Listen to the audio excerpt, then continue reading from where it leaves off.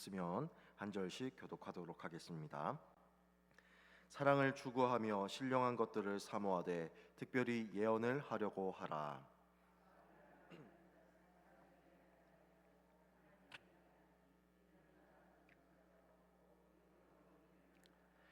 그러나 예언하는 자들은 사람에게 말하여 덕을 세우며 권면하며 위로하는 것이요,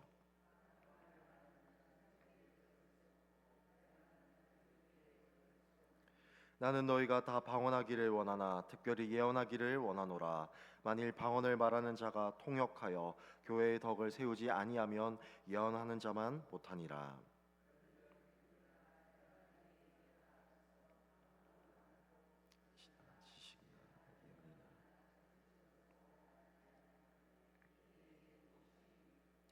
혹 필이나 검은 고와 같이 생명 없는 것이 소리를 낼 때에 그 음의 분별을 나타내지 아니하면 필이 부는 것인지 검은 고를 타는 것인지 어찌 알게 되리요.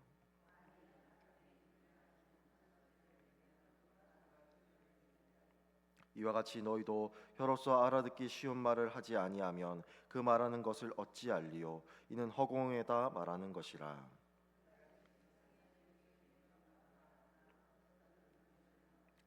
그러므로 내가 그 소리의 뜻을 알지 못하면 내가 말하는 자에게 외국인이 되고 말하는 자도 내게 외국인이 되리니,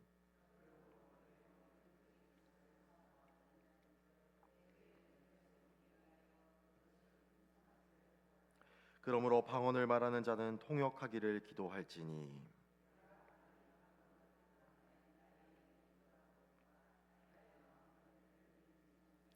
그러면 어떻게 할까? 내가 영으로 기도하고 또 마음으로 기도하며 내가 영으로 찬송하고 또 마음으로 찬송하리라.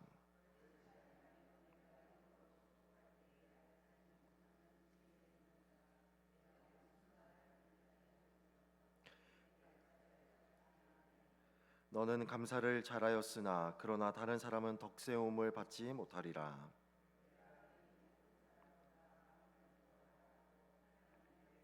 우리 함께 읽겠습니다. 그러나 교회에서 내가 남을 가르치기 위하여 깨달은 마음으로 5마디 말을 하는 것이 1만 마디 방언으로 말하는 것보다 나으니라. 아멘. 고린도 교회 안에 소위 이른바 엘리트 그룹은 성령의 은사 중에서 방언을 영적인 성숙의 표지로 생각했습니다. 그리고 그것을 과도하게 열광했습니다. 그들은 공동체의 공적인 예배의 유익을 위하기보다 공적인 예배를 자신의 은사를 과시하는 장으로 이용하고 있었다라고 하는 말이지요. 쉽게 말하면 이 예배를 자신의 유익을 드러내고 자신의 은사를 과시하는 장으로 사용했다라고 말을 하고 있는 것입니다. 그래서 오늘 사도 바울은 본문 1절에서 이렇게 말씀하고 있는 거죠. 사랑을 추구하며 신령한 것들을 사모하되 특별히 예언을 하려고 하라라고 말입니다. 바울은 고린도 교회 안에 있는 엘리트 그룹을 포함하여서 모든 성도들에게 너희가 은사를 사용함에 있어서 가장 중요한 것은 사랑이다라고 말을 하고 있는 것입니다. 그래서 사랑을 추구하라고 말씀하고 있는 거죠. 그런데 여기서 사랑을 추구하라는 말은요, 다른 영적인 은사들에 대한 열정을 그들이 내려놓아야 한다라는 말이 결코 아니라는 것입니다. 오히려 그들은 이 열정을 사랑하는 수단으로 삼으라고 말하는 것이죠. 쉽게 말하면 그들은 영적인 은사를 활용하고 발휘하는 기본 자세로 교만이나 과시가 아니라 사랑으로 서로를 섬기고 배려하고 그리스도의 몸인 교회를 세워 나가야 한다라고 바울은 말씀하고 있는 것입니다. 그리고 바울은 말합니다. 신령한 것들을 사모하되 특별히 예언을 하려고 하라라고 말입니다. 여러분, 사랑은 결코 추상적인 것이 아니지요. 사랑은 관념이 아닙니다.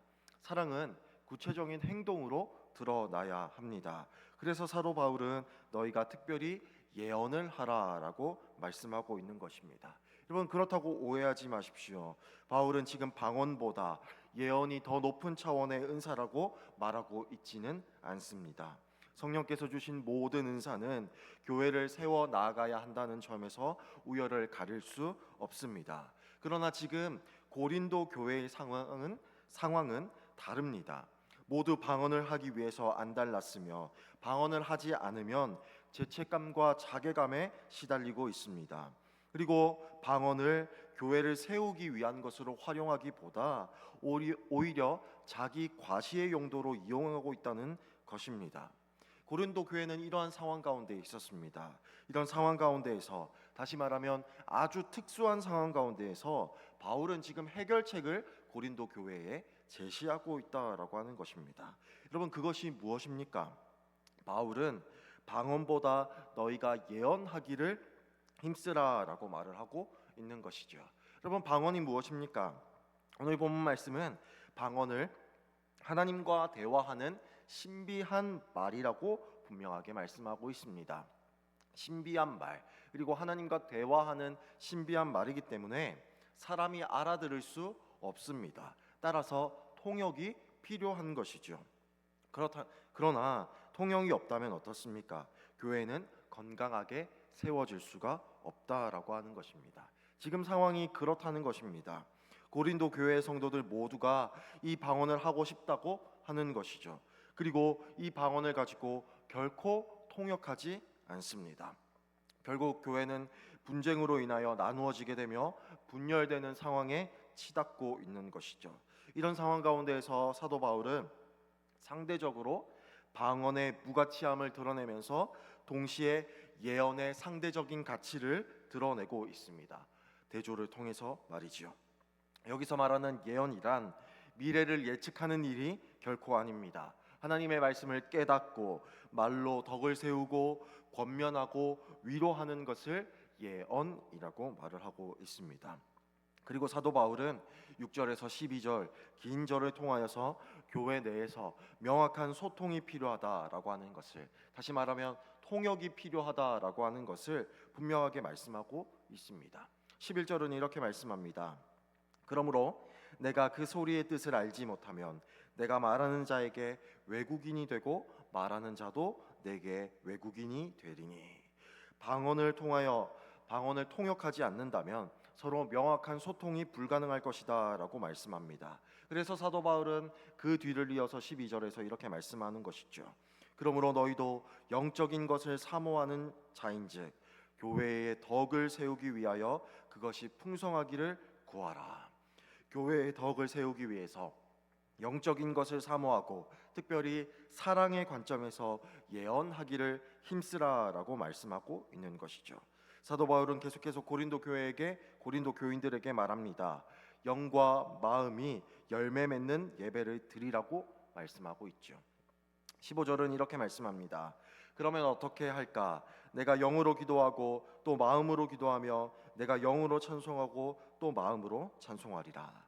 고린도 교회의 성도들이 추구해야 할 예배의 모습, 공동체의 공적 예배의 모습을 말씀하고 있다라고 하는 것입니다. 바로 이것이 영적인 성숙에 해당하는 것이죠. 참된 경건, 참된 영성은 결코 지성을 무시하지 않습니다. 오히려 성령의 감동을 가장 명확한 언어와 논리와 마음으로 담아낼 때에 그 기도의 능력이 발휘된다라고 말씀을 하고 있는 것입니다. 다시 말하면 하나님과의 비밀스러운 대화인 방언의 능력을 예언의 말로 담아낼 때에 비로소 그것이 성숙하고 참된 것이 된다, 참된 예배가 되고 참된 경건이 된다라고 말씀하고 있는 것이죠. 누구를 위함입니까? 바로 공동체를 위함입니다. 16절은 이렇게 말씀합니다. 그렇지 아니하면 내가 영으로 축복할 때에 알지 못하는 처지에 있는 자가 내가 무슨 말을 하는지 알지 못하고 내 감사에 어찌 아멘 하리요 라고 말입니다. 특별히 공동체에 있는 방언을 알지 못하는 믿음의 성도들을 위한다라고 분명하게 말씀하고 있는 것이죠. 그러면서 사도 바울은 19절에서 이렇게 말씀합니다. 그러나 교회에서 내가 남을 가르치기 위하여 깨달은 마음으로 5마디 말을 하는 것이 1만 마디 방언으로 말하는 것보다 나으니라. 오늘 본문을 마무리하면서 사도 바울은 명확하게 우리에게 말씀하고 있습니다. 교회의 공적인 예배의 본질은 말하는 사람의 과시나 1만 마디 라는 엄청난 말에 있지 아니하다고 말입니다. 오히려 짧은 말이라고 할지라도, 적은 말이라고 할지라도 성령의 감동을 잘 전달하는 것, 그것에 있다라고 말씀을 하고 있습니다. 여러분, 이것이 바로 교회를 세우는 방법이지요. 참된 경건, 참된 영성은 이성적인 것을 배제하는 신비적인 체험만 추구하는 것이 아니라 이성과 함께 가는 것입니다. 교회를 세우는 것이 바로 우리의 사랑의 자세다라고 말씀을 하고 있는 거지요.